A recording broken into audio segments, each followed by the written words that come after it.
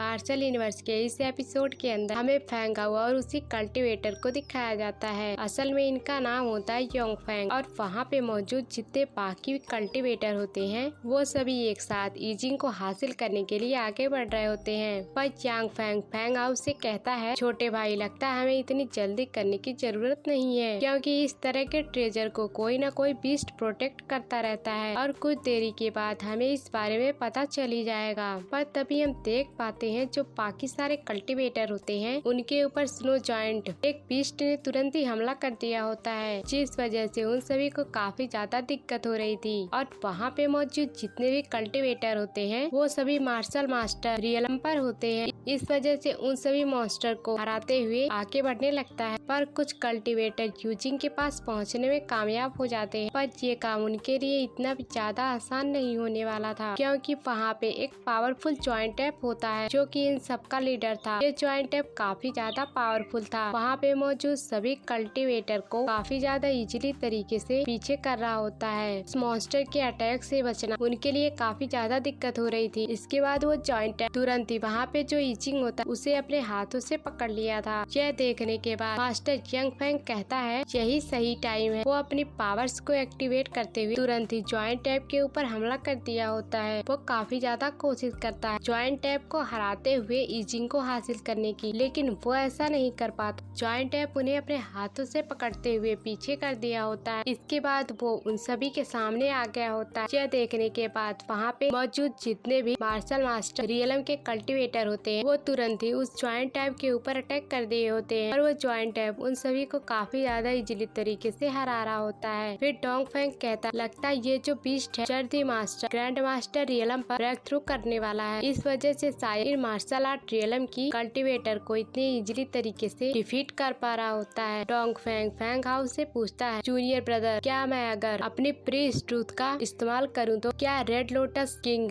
मेरे heat poison को संभाल पाएगा, क्योंकि इस जॉइंट ऐप को हराना इतना भी ज्यादा आसान नहीं है। यह सुनने के बाद फैंग हाउ कहता है, जहाँ पे इतने सारे मार्शल आर्ट रियलम के कल्टीवेटर्स मौजूद हैं जो कि एक साथ मिलकर इसे नहीं हरा पा रहे और आप पहले से हीट पॉइजन से अफेक्टेड हो, तो क्या आपको लगता है आप इसे हरा पाएंगे? यह सुनने के बाद योंग फैंग कहता है, बस तुम मुझे ये बता क्या रेड लोटस किंग मेरी एनर्जी को रोक पाएगा, यानी कि मेरे हीट पॉइजन को सप्रेस कर पाएगा? ये सुनने के बाद फैंग हाउ कहता है, हाँ शायद। यह सुनने के बाद वह अपने एनर्जी को एक्टिवेट करते हुए कहता है, क्या तुम्हें लगता है मैं एक मार्शल आर्ट रियलम की एक्सपर्ट हूँ? और इसी के साथ वो तुरंत ही उस जॉइंट ऐप के ऊपर अटैक कर देता है। उसके स्पीड को देखते हुए फैंग हाउ कहता है, मुझे लगता है इसकी स्पीड तो डोंग फैंग हान से भी आगे। तो फिर आंट जिंगो कहती है, इसकी जो कल्टीवेशन है वो हमारी सोच से भी आगे निकल चुकी है। ये शायद पहले से ही मार्शल ग्रैंड मास्टर रियलम पे पहुंच चुका है। और फिर हम मास्टर योंग फैंग को देखते हैं जो कि काफी ज्यादा बुरी तरीके से उस स्नो बीस्ट को पीट रहे होते हैं और इसी के साथ साथ वो अपने मल्टीपल टेक्निक का इस्तेमाल करते हुए इसके ऊपर अटैक करते हैं। स्नो बीस्ट ने जैसे तैसे इस अटैक को रोक लिया होता है। इसके बाद यंग फैंग अपनी एक पावरफुल मार्शल आर्ट टेक्निक का इस्तेमाल करते हुए उसके ऊपर अटैक करता है जो कि काफी ज्यादा पावरफुल था। यह अटैक तुरंत ही एक स्नो बीस्ट के हाथ को काट दिया होता है। यह देखने के बाद बाकी सभी कल्टीवेटर से हासिल करने के लिए आगे बढ़ने लगते हैं। वो सभी सोच रहे थे इसी के अंदर ईजिंग मौजूद, पर ऐसा नहीं होता।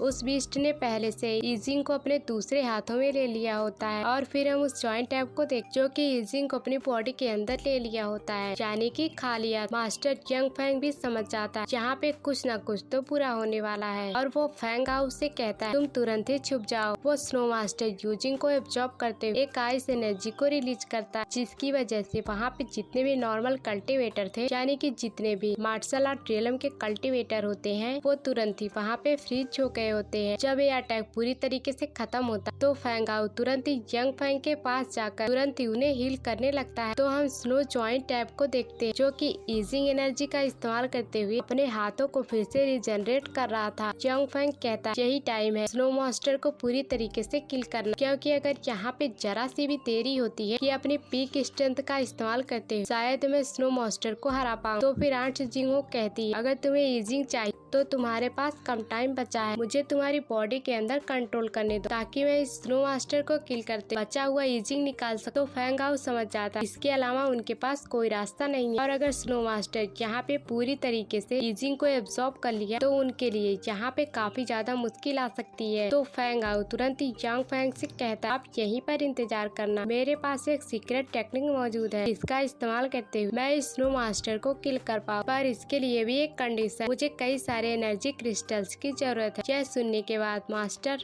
यांग फैंग तुरंत ही एक स्टोरेज बैग को निकाल के देते हैं, जिसके अंदर कई सारे एनर्जी क्रिस्टल होते हैं। यह देखने के बाद फैंग आओ काफी ज्यादा खुश हो गया होता है। तो इसी के साथ साथ आंट सजिंग हुई फैंग आओ के बॉडी के अंदर एंटर हो गई होती और वो एनर्जी क्रिस्टल से एनर्जी को एब्जॉर्ब करने लगता है। जहाँ पे वो एनर्जी को पूरी तरीके से एब्जॉर्ब करने के बाद उसकी बॉडी यांग फैंग की तरह पिंक क्रिएट हो गया था, यानी कि फैंग आओ के अब मार्शल ग्रैंड मास्टर लेवल पर पहुंच चुका और अब वो एक पावरफुल टेक्निक को एक्टिवेट करते हुए, तुम छोटे से स्नो मास्टर, तुम्हें क्या लगता है तुम मेरा सामना कर सकते हो? तुम्हें अभी अंदाजा भी नहीं होगा कि मैं कितना ज्यादा पावरफुल हूँ। और वो तुरंत ही पावरफुल अटैक उस बीस्ट के ऊपर कर दिया होता है। वो बीस्ट काफी ज्यादा कोशिश करता है कि वो इस अटैक को रोक पाए, पर फैंग आओ को इतने खतरनाक लेवल के पावर को देखकर यांग फैंग काफी ज्यादा शॉक हो जाता है। और इसी के साथ साथ हम उस बीस्ट को देखते हैं जो फैंग आओ के एक ही अटैक के अंदर बुरी तरीके से मर चुका था। स्नो मॉन्स्टर के मरने की वजह से उसके बॉडी के अंदर जो ईजिंग होता है वो बाहर निकल के आ गया होता है। फैंग आओ तुरंत उस ईजिंग को हासिल करते हुए नीचे आ गया होता है, पर नीचे आने के बाद वो तुरंत ही बेहोश हो गया होता है, क्योंकि उस अटैक के करने के बाद उसकी काफी ज्यादा एनर्जी लॉस हो चुकी थी। यांग फैंग काफी ज्यादा कोशिश करता है कि वो फैंग आओ को उठा पाए, वो फैंग आओ के लिए काफी ज्यादा परेशान हो जाता है। इसी के साथ यह एपिसोड यहीं पे एंड होता है। Thanks for watching.